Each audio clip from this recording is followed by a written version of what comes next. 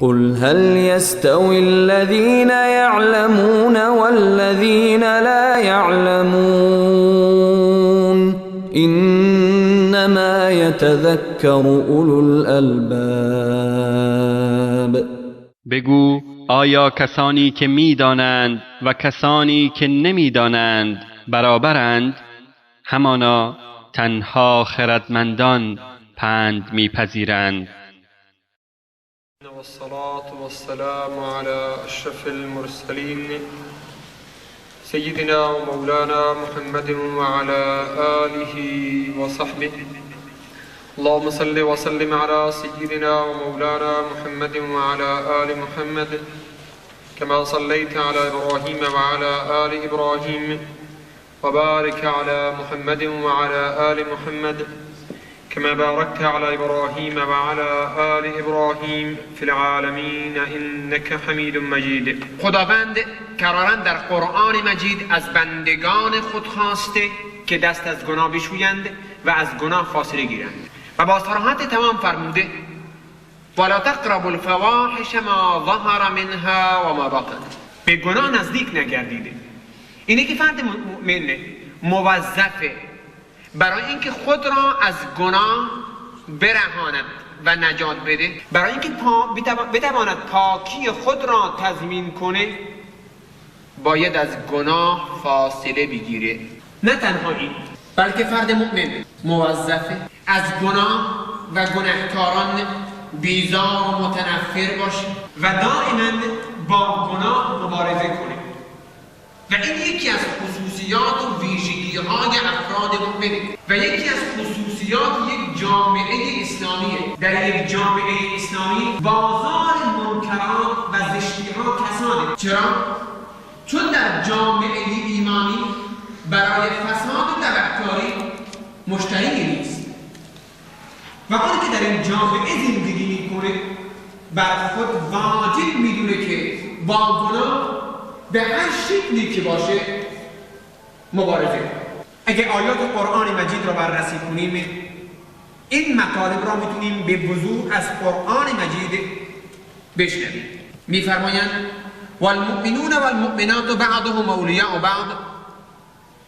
مؤمنان مردشون و زنشون اولیاء و دوستان هم دیگرند. اینا چه کسانی هستند؟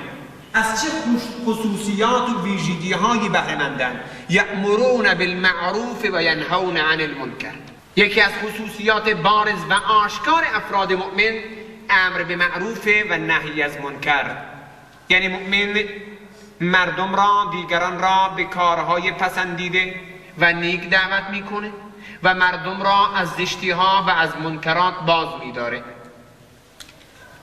و این چیزی است که پروردگار مؤمنان را بدان فرمان داده و فرموده ولتکن منکم امه. باید از شما امت و گروهی باشه که چه کنن؟ امر به معروف و نهی از منکر کنن. یأمرون بالمعروف و ینهون عن المنکر. و هر وقت جامعه اسلامی تن به گناه بده، در مقابل گناه سکوت اختیار کنه، اون زمان که افراد مؤمن در مقابل گناه و گناهکاران از خود عکس العمل نشون ندن، بر علیه گناه به پا نخیزند و سعی نکنند که گناه را در جامعه ریشه کن کنند، به نص صریح قرآن مجید این چنین جامعه‌ای و این چنین افرادی ملعونند. چرا؟ چون به گناه و فسق و فجور راضی و خوشنود گشتند. آن انسانی که به گناه دل ببنده با گناه مبارزه نمی‌کنه. آن که به گناه فسق و فجور رضایت بده بر علیه گناه مبارزه نمی‌کنه. و مؤمن چنین نیست، بلکه مؤمن دائما با گناه مبارزه می‌کنه، چه در درون خود و چه در درون جامعه. خداوند در قرآن مجید می‌فرمایند لعن الذين كفروا من بني إسرائيل على لسان داود وعيسى بن مريم ذلك بما عصوا وكانوا يعتدون. كانوا لا يتناهون عن منكر فعلوه لبئس ما كانوا يفعلون لعن الذين كفروا من بني إسرائيل على لسان داود وعيسى بن مريم ذلك بما عصوا وكانوا يعتدون كانوا لا يتناهون عن منكر فعلوه لبئس ما كانوا يفعلون. این آیه کریمه اشاره به این مطلب مهم داره که قوم و ملت بنی اسرائیل مورد لعنت و نفرین قرار گرفتن، اونم بر زبان پیامبران حضرت عیسی و حضرت داوود. چرا این پیامبران ملت خود را نفرین کردند و چرا پروردگار نفرین آنان را اجابت میکنه و آنان مورد لعن و نفرین خدا قرار میگیرند؟ چون که گناه میکردند، از حد و حدود و قانون گذشتند، قانون شکنی کردند و همدیگر را از زشتی ها و بدی ها و منکرات باز نداشتند. در حقیقت خیلی ساده باید گفت، سازش با گناه و ایمان در یک جا و در یک نفس، در درون یک نفس جمع نمیشن. آن که مؤمن با گناه سازش نمیکنه و اون که با گناه سازش میکنه مؤمن نیست. خوب به این مطلب دقت بفرمایید. رسول اکرم علیه السلام در حدیثی خطاب به امت اسلام میفرمایند: من رأى منكم منکرا فلیغیره بیده فإن لم يستطع فبلسانه فإن لم يستطع فبقلبه وذلك أضعف الإيمان. و در روایتی وليس وراء ذلك من الإيمان حبة خردل. هر کس از شما منکر و زشتی را دیده عملا بر علیه آن قیام کنه و آن را تغییر بده، اون منکر را روشکن کنه از جامعه، اگر قدرت و توانایی اون را نداشت که به وسیله قدرتش منکر را تغییر بده، لااقل به وسیله زمانش، با قدرت بیانش، با نصیحت و ارشاد و راهنماییش، با امر معروف و نهی از منکرش سعی کنه منکر را در جامعه ریشه‌کن کنه و آن منکر را از جامعه بزداید. و اگر نتوانست، لااقلش اینه میفرمایند علیه السلام که قلباً منکر را تغییر بده. و تغییر قلبی اینه که انسان لااقل در مجلس گناه ننشینه، با گناهکار هم داستان و هم صحبت نشه، با گناهکاران و انسانهای فاسد و فاجر در جامعه مجامله و سازش نکنه. و این آخرین درجه ایمانه. و در روایتی این تغییر قلبی ضعیفترین درجه ایمانه و بعد از اون دیگه از ایمان خبری نیست. خیلی ساده میتوان از این حدیث شریف این مطلب را استنباط کرد: آن که با گناه و گناهکار مجامله و سازش میکنه ایمان خود را از دست داده. و این نص صریح قرآن مجیده. در سوره مبارکه نساء آیه 140 میخونیم که خداوند میفرمایند: وقد نزل عليكم في الكتاب أن إذا سمعتم آيات الله يكفر بها ويستهزأ بها فلا تقعدوا معهم حتى يخوضوا في حديث غيره إنكم إذا مثلهم إن الله جامع المنافقين والكافرين في جهنم جميعا.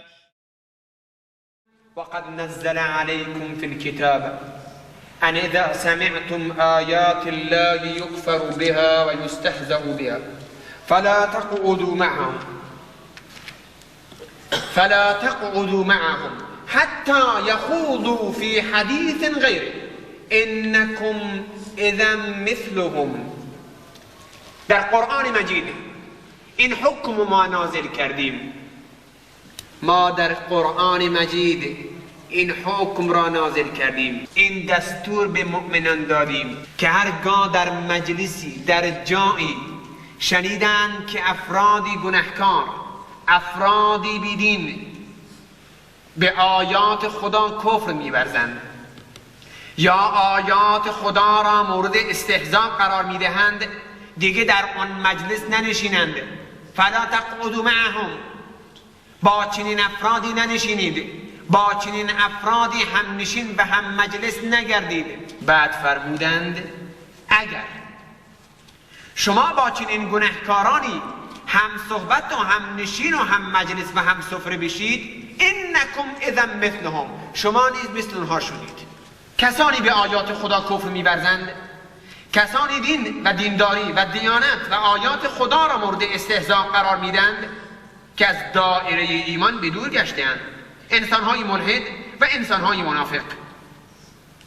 قرآن می‌فرمایند اگه اونجا در اون مجلسی که این افراد نشستند و آیات خدا را مورد استهزاء قرار میدهند، شما نیز بنشینید و از آیات خدا دفاع نکنید و منکر را تغییر ندهید، شما نیز مثل منافقان و کافران شدید. پس مجامله کردن و سازش کردن با انسان‌های مفسد و فاسق مساوی با از دست دادن ایمان و خارج شدن از دایره طاعت و عبادت و فرمانبری برابر. انسان‌های مؤمن چنان که گفتیم باید از گناه بیزار و متنفر باشند و اون فردی که از گناه بیزار و متنفره از انسان گناهکار هم بیزار و متنفر، با انسان‌هایی که کارشون فساد در جامعه شده، با انسان‌هایی که سعی برای دارند که جامعه را به فساد بکشونند، نوجوانان و جوانان جامعه را به سوی انحراف و گمراهی سوق بدن. افراد مؤمن نمیتونن با چنین افرادی سازش کنند و نباید سازش کنند. در یک جامعه ایمانی باید آنچنان با گناهکاران رفتار بشه که بدانند دارن اشتباه میکنند. موضعگیری افراد مؤمن و جامعه ایمانی در قبال گناهکاران باید چنان باشه که گناهکار به وضوح این را حس کنه که در جامعه منفوره. مشکل ما اینه که در جوامع ما اونی که گناه میکنه، اونی که به دنبال فسق و فجوره، مورد احترام دیگرانه، بلکه مورد احترام کسانی است که به مسجد میرن و نماز میخونن. وقتی گناهکار این چنین مورد احترام باشه در جامعه، هیچ وقت دست از گناه نمیکشه و هیچ وقت روزی فکر نخواهد کرد که دست از گناه بشوید. برگردیم به جامعه صدر اول اسلام، به جامعه رسول الله صلی الله علیه وسلم، جامعه‌ای که رهبرش و رئیسش و معلمش حضرت رسول اکرم علیه السلام بودند که چگونه با گناهکاران رفتار میشد. و کافی است در این مورد ما به یه مثال ساده اشاره داشته باشیم. عزیزان میدونن که در زمان جنگ تبوک 3 نفر از صحابه بدون اینکه عذری داشته باشند از شرکت در این جهاد مقدس امتناع ورزیدند. حال ببینیم جامعه ایمانی با این صفت چگونه رفتار میکنه.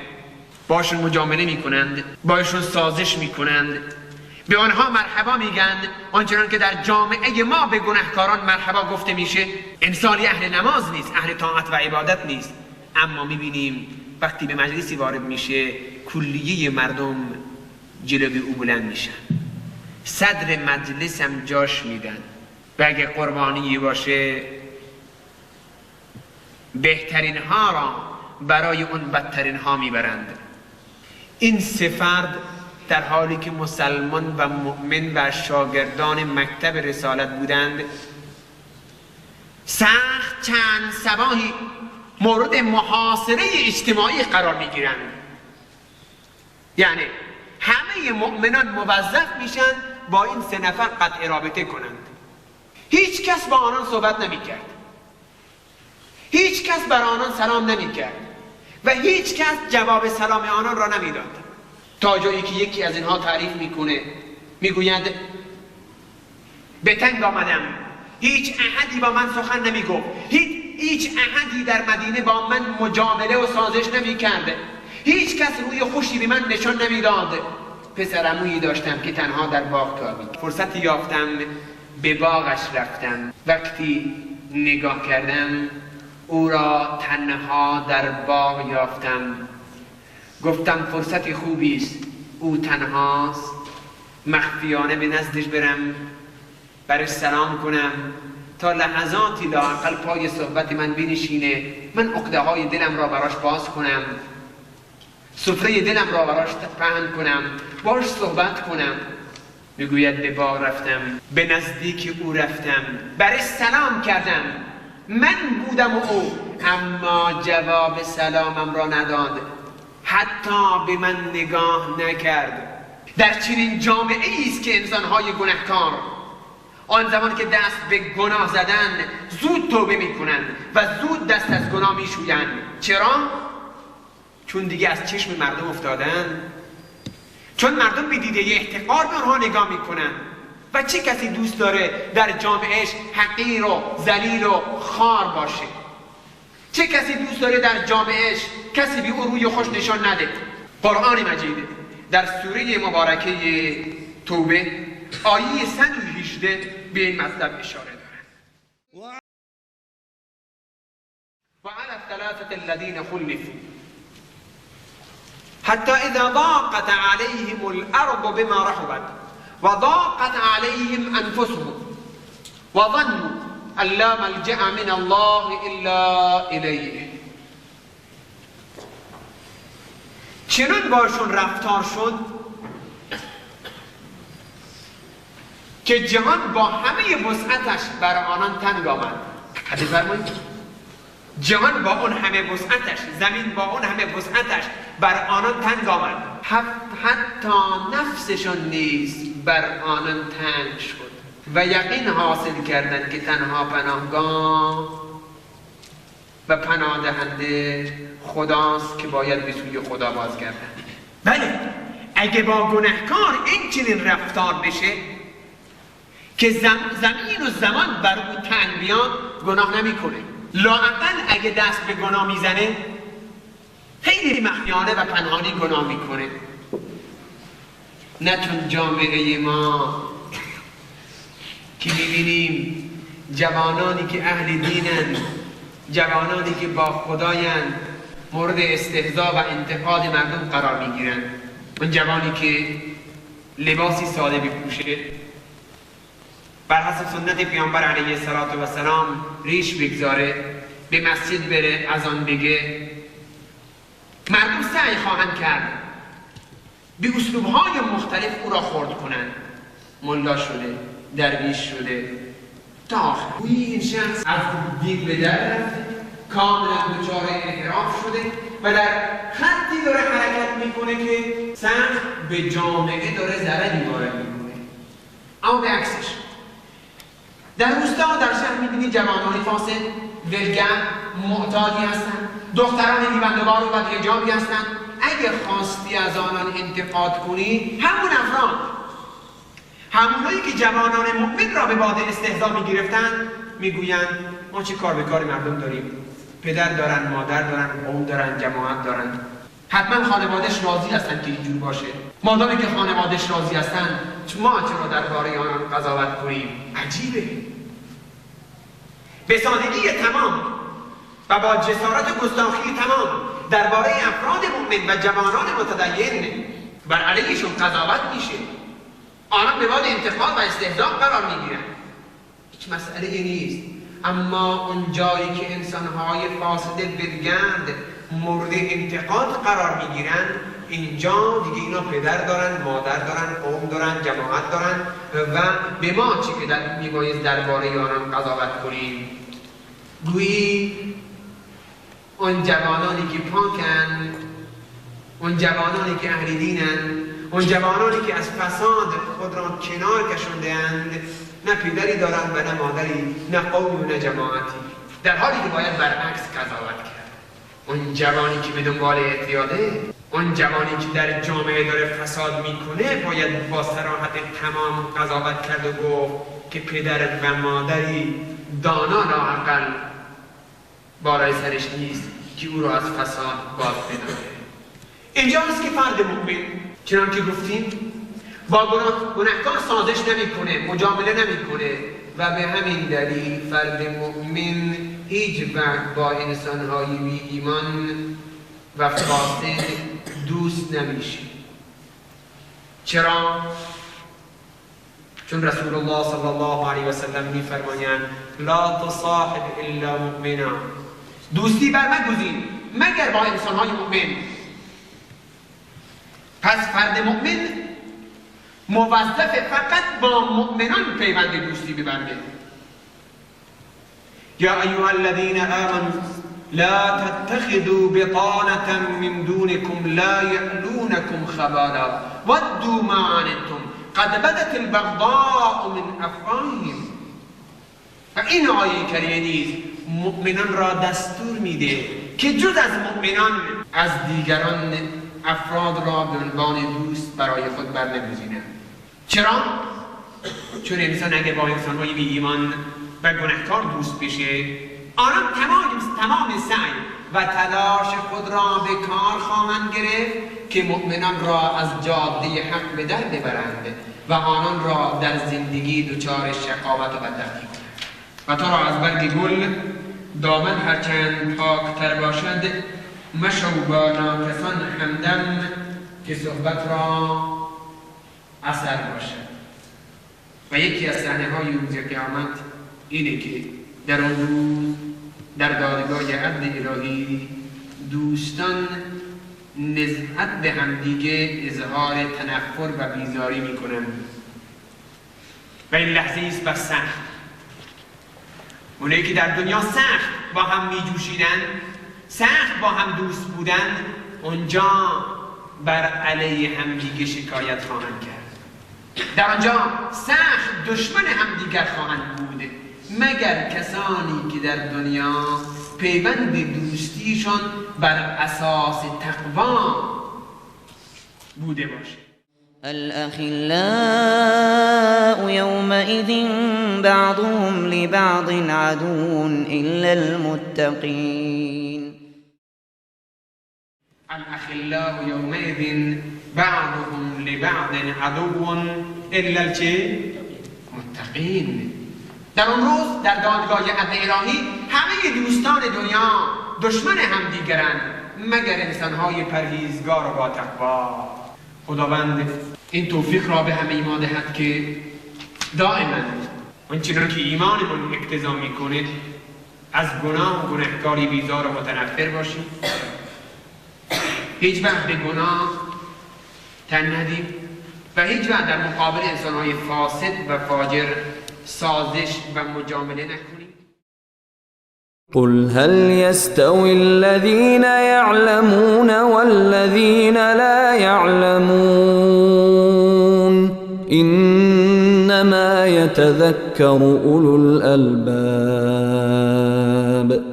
بگو آیا کسانی که می‌دانند و کسانی که نمی‌دانند برابرند؟ همانا تنها خردمندان پند می‌پذیرند.